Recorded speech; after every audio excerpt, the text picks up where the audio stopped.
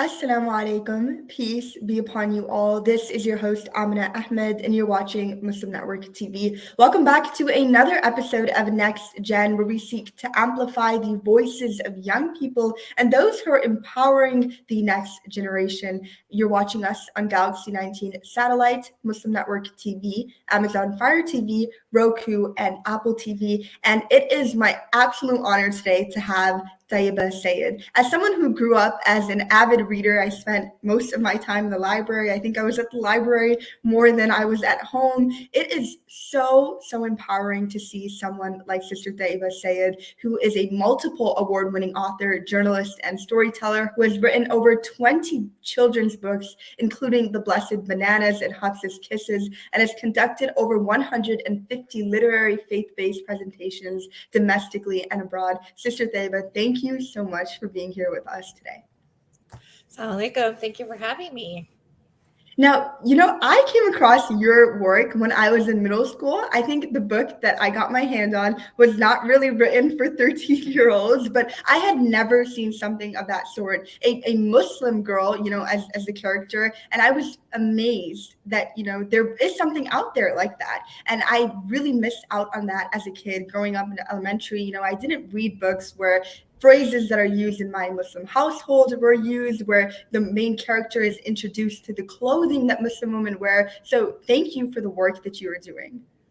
Well, thank you for having me. I'm excited to be here, and I really appreciate your support. This is, in my opinion, very, very important and necessary work, and I'm hoping there will be more Muslim authors out there, especially women, showing a positive message and view into what it's like being Muslim here in the West.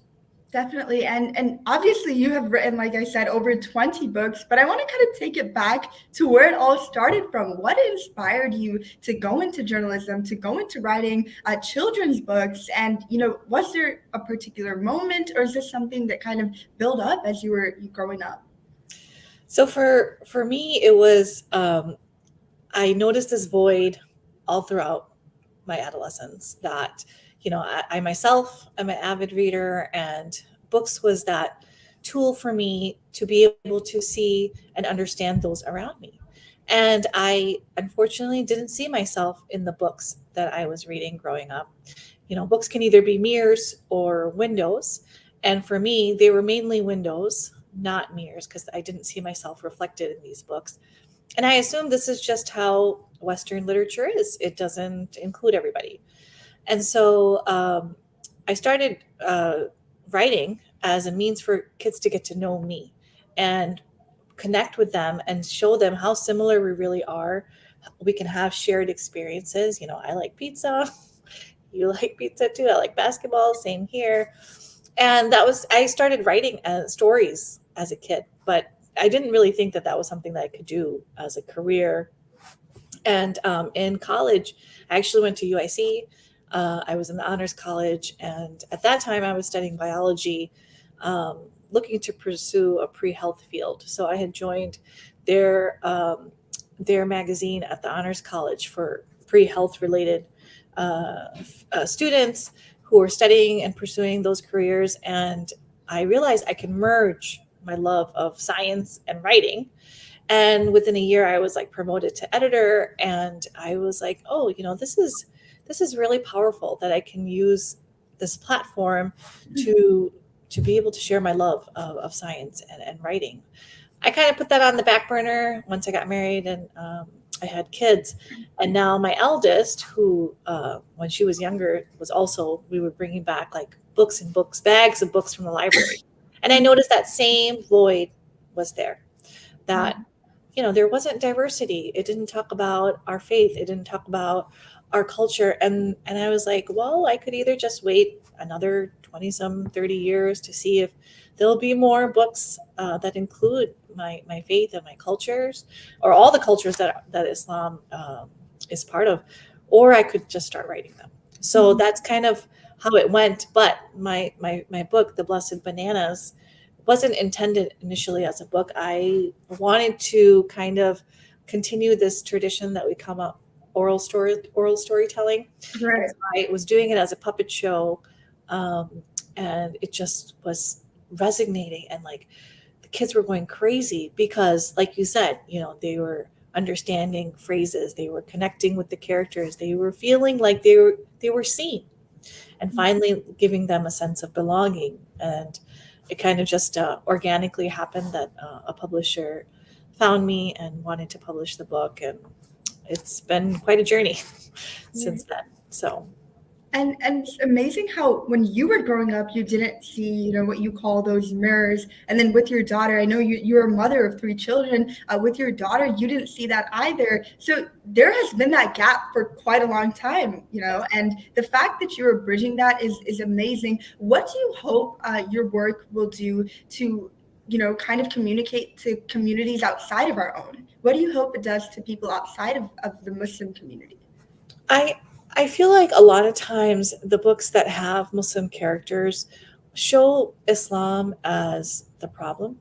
Mm. And it's like this constant struggle that the person is uncomfortable in their skin, and they feel like even in their home or their family or their community, they don't belong. And that's kind of, I want us to get away from that, because that's not necessarily our experience. We're told that Islam came strange and is going to leave strange, meaning like we are meant to stand out.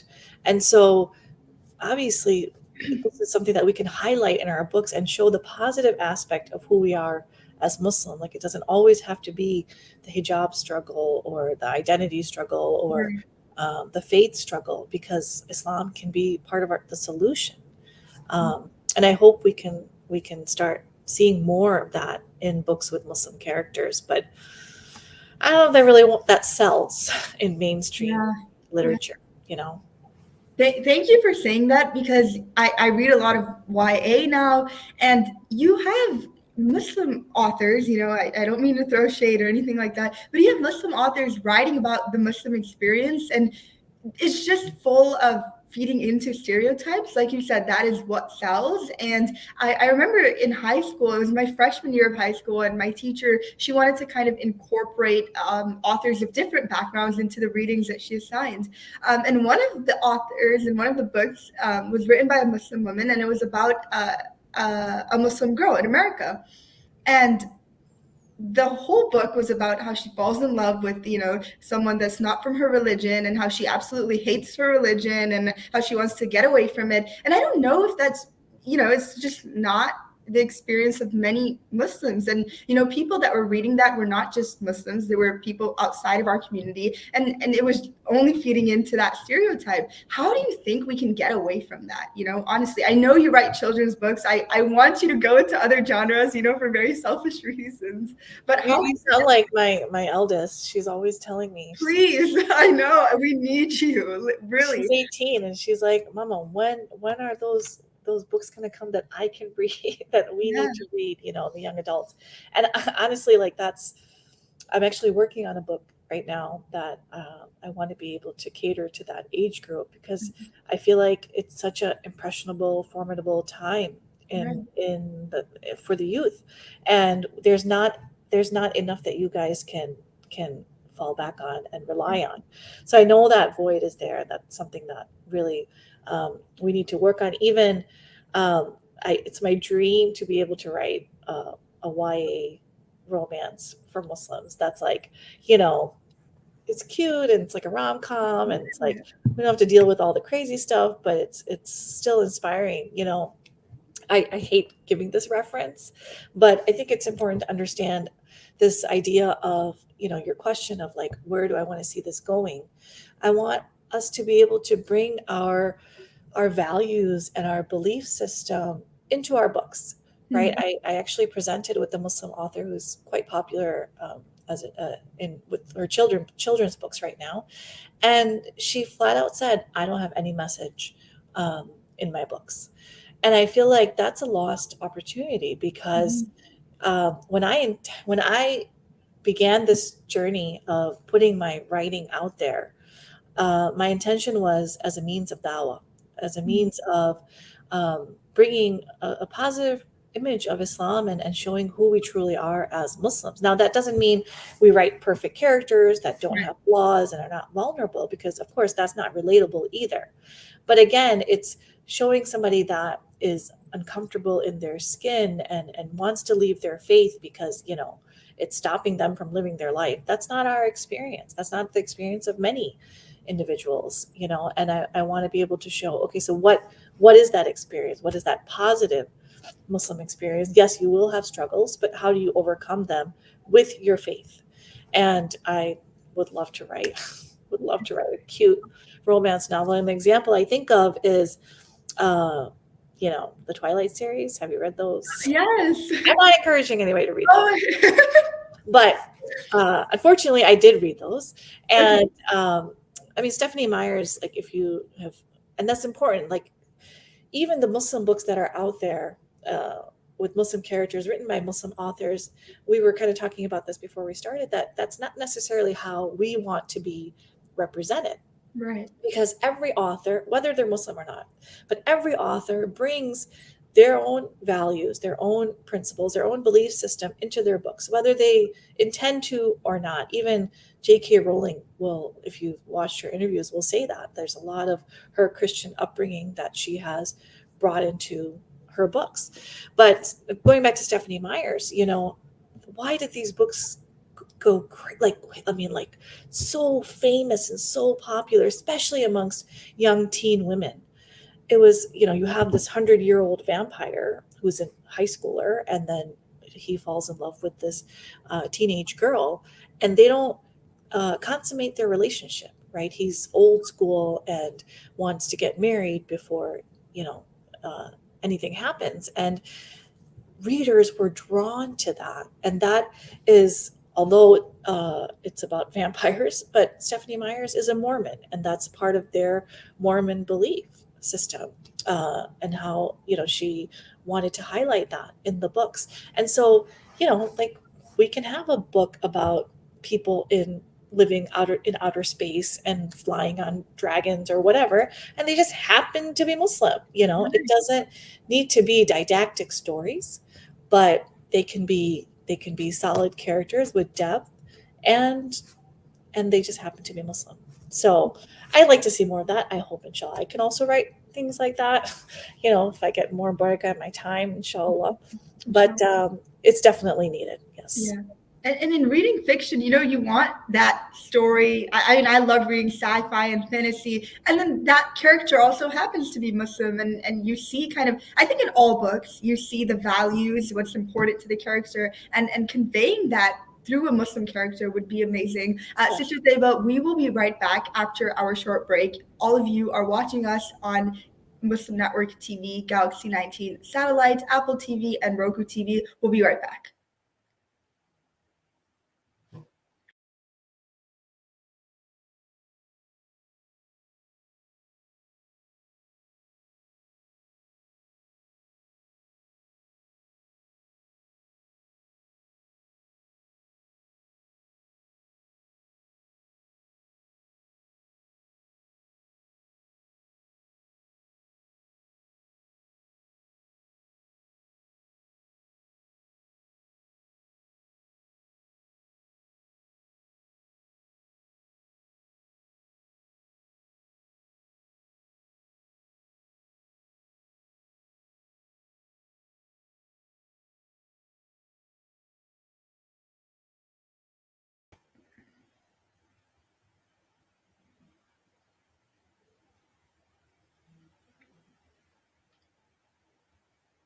Welcome back to Next Gen. We're here with author and award-winning journalist Tayyaba Syed. Now, Sister Tayyaba, we were talking about what got you into writing, that void that is there, that gap that is there in terms of Muslim representation in books. Now, I want to ask you, what is your message to other upcoming writers? What do you want to share with them that you wish someone had told you when you stepped foot into this field that not many people are in our community? I think it's important to understand that who we are as Muslims and the values that we have are universal. And one of the first pieces that my essays that was published by NPR. They had a prompt for what does it mean to be Muslim in America? And at that time, my eldest was in preschool, maybe she was 4 years old. And then my son, he was still nursing, he was just a baby. And my father, Allah have mercy on his soul, was quite sick. So I would drop my daughter off at school and I'd come with my son and I would take care of him. I would help my mom in whichever way. And that was my life. Like that's what it meant for me to be a Muslim, part of this sandwich generation. And I just wrote about that, taking care of my parents and my children at the same time. And that's who I am. And I remember before I hit the send button, I was nervous because I was like, it was for NPR, like National Public Radio, like, why would they pick this piece? What's so exciting about this, right? I'm just changing diapers and taking my dad to his doctor's appointments, whatever. But I talked about Islam. I talked about the role and the rank and the honor parents are given in our faith. And I talked about the importance of motherhood. I talked about love and family, just things that everybody can relate to. And so I asked my husband, I'm like, would they even want to publish this? And he said, you are reaching them at a human level. And that's something that can connect all of us. And lo and behold, it was one of the few essays that was selected. And that kind of gave me that stamp of approval that, yes, my story matters. And that's what I want everybody to know, is that each of our stories matter and they are so important to share. Because even if you and I don't have the same lived experiences, that doesn't mean that we can't develop empathy for one another. We can't have an understanding and develop compassion for one another. And that's so important, especially with what's always being fed on media against Muslims. And I'm actually part of this faith book club where we get together. I get together with other Jewish and Christian women, and there's a few other Muslim women, and we talk about our faiths. And they tell me time and time again, they're like, because we know you, because we have understood who you are and what your faith is, we don't believe all the negative and the wrong stuff that's portrayed about Muslims. And that can only happen when we go out there and we share our faith, whether it's through our writing, through our actions, through our interactions. And I also serve on my local school board for my district here. And that's also, I'm the only minority on the board. And so it's so important for us to be out there and be seen and heard. And it's scary because I'm an introvert, believe it or not. But when we do things for Allah's sake, He opens up doors for us, inshallah. So please get out there, share your stories, write them. When I first started doing journalism, it was easy because nobody saw my face, right? I could just kind of hide behind my words. But I realized the more and more my work was getting popular, I needed to stand by my words. And if you really want to develop readership, people need to trust you. People need to get to know you and learn about who you are. And we have social media for that now, which is a whole other discussion. But it's important if you use it for the right reasons. Right. And before we end here today, I want, for our audience to know where they can reach your work, they can read their book. For people who might have younger siblings, who have kids, where can they, get in contact with you, and where can they get your work? So my website is the best way to find my books. It's tayyabasyed.com. I'm also on Instagram and Facebook and Twitter, which is, I'm still learning. Okay. I love Twitter. I will teach you. Thanks. But all of those, you can find me at Tayyaba Writes as my handle. All right. Thank you so much, Sister Tayyaba Syed. Thank you for sharing your story and your words of encouragement to our viewers. We appreciate the work that you're doing. Thank you so much, Aminah. And to all of our viewers, inshallah, we will see you next week, Wednesday at 7:00 p.m. Central Time at NextGen. Thank you all so much for tuning in. Assalamu alaikum. Peace be upon you all.